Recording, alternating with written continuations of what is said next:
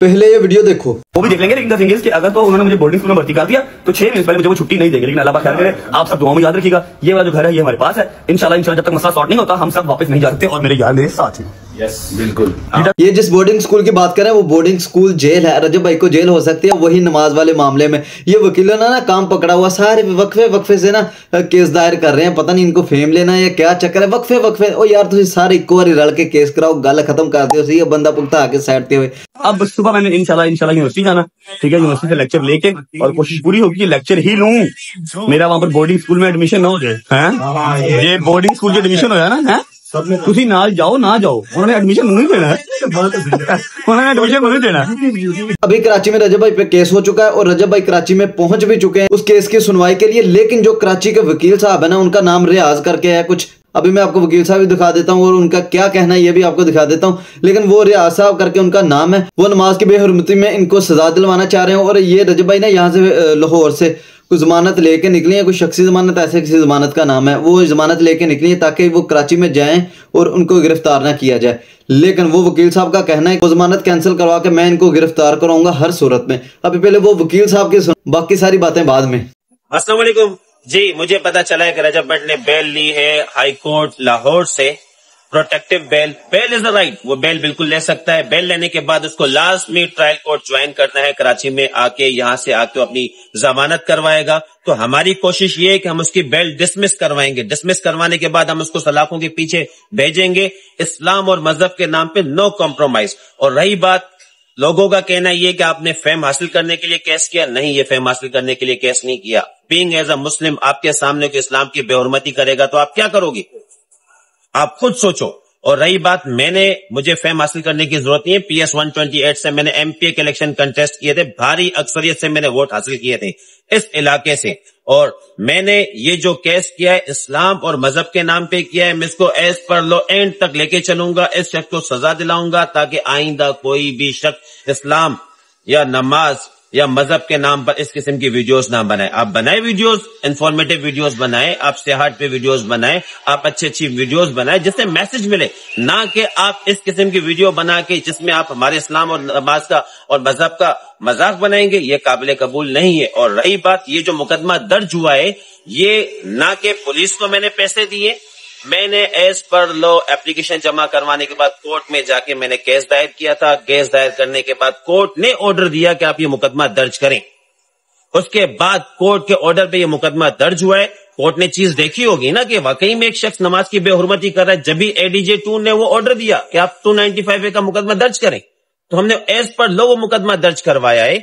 और अब इसको हम एंड तक लेके चलेंगे, इसको सजा भी दिलाएंगे रजब भट्ट को। और उसके बाद ये सलाखों के पीछे भी जाएगा। जो जमानत के लिए यहाँ पर आएगा, जमानत करवाएगा यहाँ पर आके रजब भट्ट, उसकी बेल भी डिसमिस करवाएंगे। Thank you. ये बात तो बिल्कुल ठीक है। ये डायरेक्ट अदालत गए थे, इन्होंने जाके जज के आगे केस रखा, उन्होंने फिर कहा कि आप केस वगैरह दर्ज कराओ, आप पुलिस स्टेशन में ये FIR वगैरह कराओ। ये डायरेक्ट अदालत में चले गए थे। दूसरा, इनकी पूरी कोशिश है जब रजब भाई अदालत में जाके अपनी बेल करवाएंगे ना, ये वहीं पे बेल डिसमिस करवा देंगे और वहीं पे उनकी गिरफ्तारी करवा देंगे ताकि वो 6 महीने के लिए, आपने रजब भाई की वीडियो देखी है कि 6 महीने के लिए वो जेल में रहे। ठीक है। और यार पता नहीं इनको क्या मसला है। पहले इन भाई साहब ने ये काम शुरू किया था, ये दाढ़ी वाले साहब ने, ठीक है। अब ये सारे वकीलों को वारी वारी याद आ जाता है। बात फिर वहीं पे आती है कि लाखों लोगों ने और भी वीडियोस बनाई हैं, वो कहते हैं चढ़ते सूरज को सलाम है, ठीक है।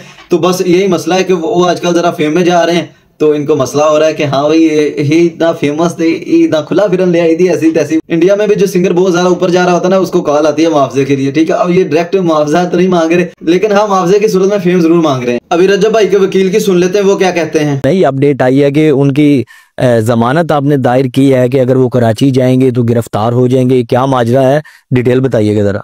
एक्चुअली रजब पे एक FIR नंबर 14/25 थाना हैदरी कराची में जो उसके अगेंस्ट फाइल हुई है, और उसमें प्रोटेक्टिव बेल हमने लाहौर हाई कोर्ट से ली है ताकि हमें सिंध तक पहुंचने में एक्सेस मिल सके।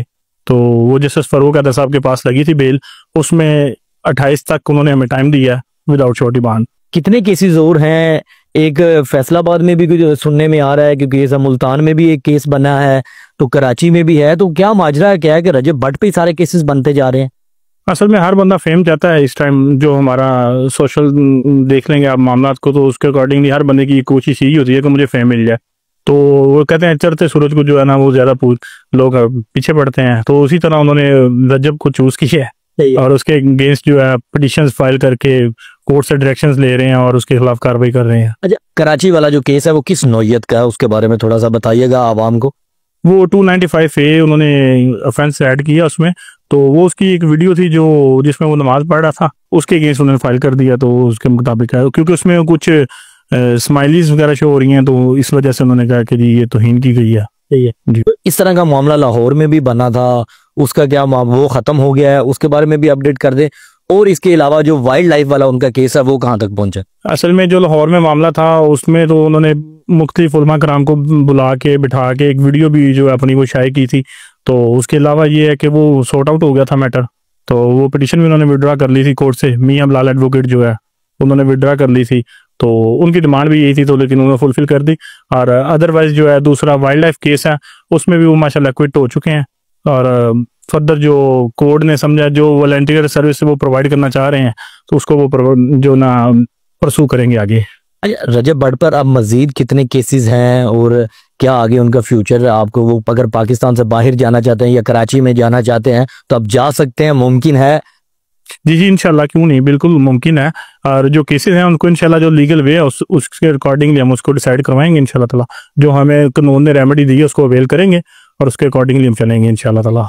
सोशल मीडिया पे आप क्या समझते हैं एज अ लॉयर के कहाँ पे गलती हो रही है? क्योंकि वो इन्फ्लुएंसर इतने बड़े हैं, पाकिस्तान के यूट्यूबर इतने बड़े हैं, उन पर केसेस इतनी बड़ी तादाद में बन रहे हैं, आए दिन कोई नया केस उनके वो ऊपर लागू किया जाता है और फिर उनको अदालत में जाना पड़ता है। हालांकि इससे पहले अगर 6 माह पहले की बात करें तो वो अदालत में नहीं गए होंगे मेरे ख्याल से।